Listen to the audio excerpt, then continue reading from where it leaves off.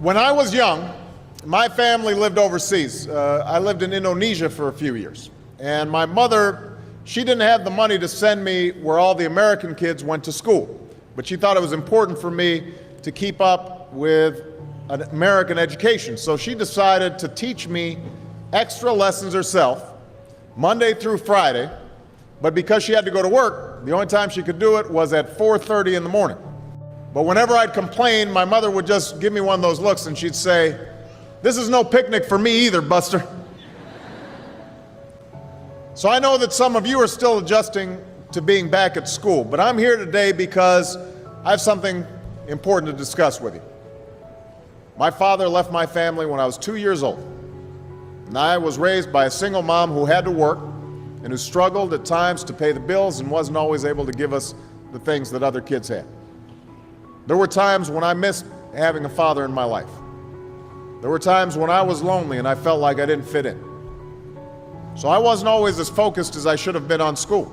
And I did some things that I'm not proud of. And I got in more trouble than I should have. And my life could have easily taken a turn for the worse.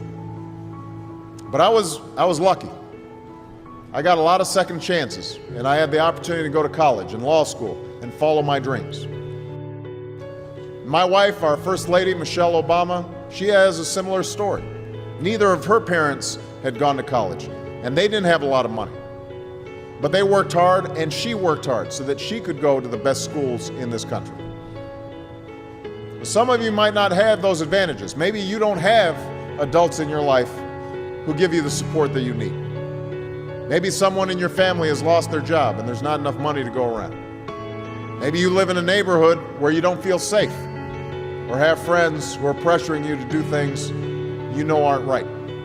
Maybe you could be a great writer, maybe even good enough to write a book or articles in a newspaper, but you might not know it until you write that English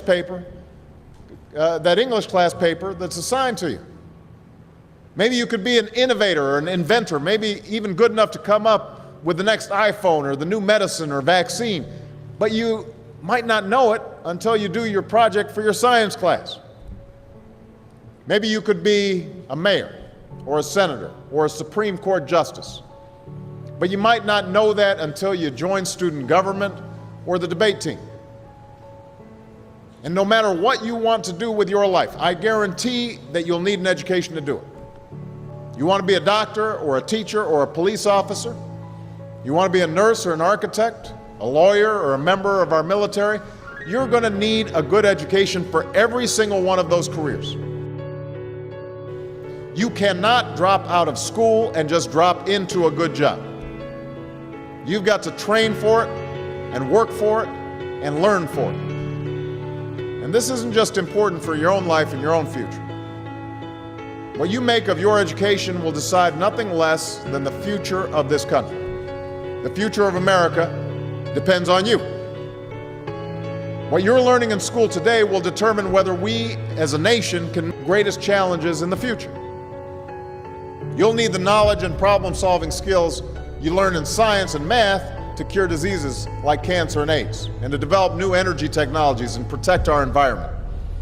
You'll need the insights and critical thinking